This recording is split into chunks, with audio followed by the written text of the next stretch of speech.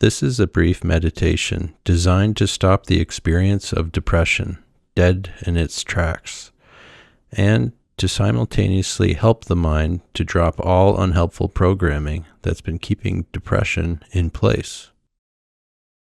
The fastest way to move beyond the experience of depression is to focus all of your attention on the facts of the moment, the reality of the here and now.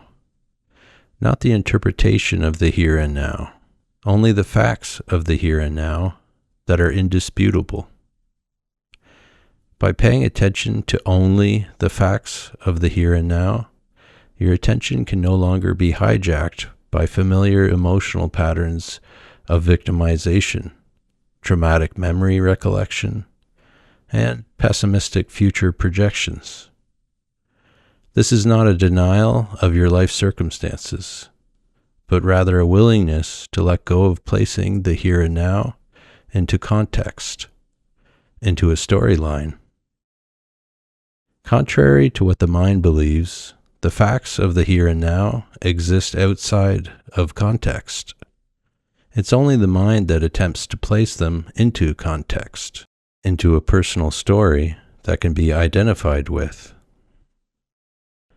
Let's stick with the facts so that any sense of depression can evaporate completely within the next 60 seconds.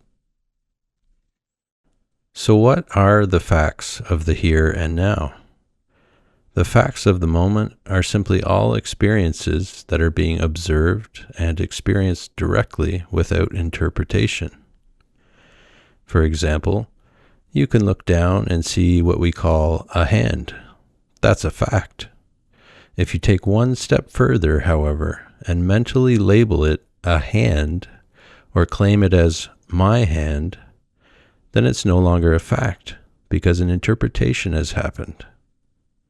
Although this is subtle and seemingly insignificant, even just projecting a self onto that hand is enough to fall asleep to reality and return to the hell of the personal story. What we're implementing here is a practice of look but don't touch. In other words, observe what is happening, observe what is contained in the moment, but don't touch what is contained in the moment with your interpretations and projections. Stick only with what's real. Notice that sticking to what's real is actually an effortless practice. Notice the mind attempting to label this non-interpretive experience so that it can build a personal identity around it again. The mind wants to stay in the game, but it needs your willingness to accept its interpretations first. Accept no interpretation of what's being experienced and observed right now. Continue resting as a neutral observer of life. Notice that there are no longer any problems in this neutral space. Notice how the mind quickly tries to prove this wrong by attempting to offer proof that problems still exist. Remember, you don't need proof to simply acknowledge the facts of the here and now. Only a lie needs to convince. The truth is what's already always the case, and therefore needs no convincing. You do not need to be convinced of the facts of the here and now. They are self-evident. Notice how an entirely different experience of life is happening right now, and the only thing that's changed is the focus of your attention and your willingness to stick with what's real. This is the freedom that's always available, and you now know that it's never being withheld. You're ready now to allow this freedom, this lightness of being, to become the natural resting ground for your attention, the go-to place for your awareness whenever the calculating mind isn't needed.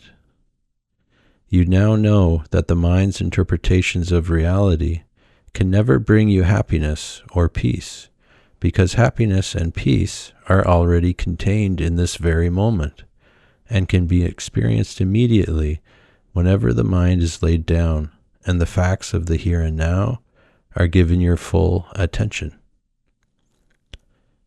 Allow this simple and yet profound realization to begin changing your entire approach to life from here on in. Allow the lifelong search for fulfillment to end now as you continue stepping back into the space of non-interpretation, of causeless freedom.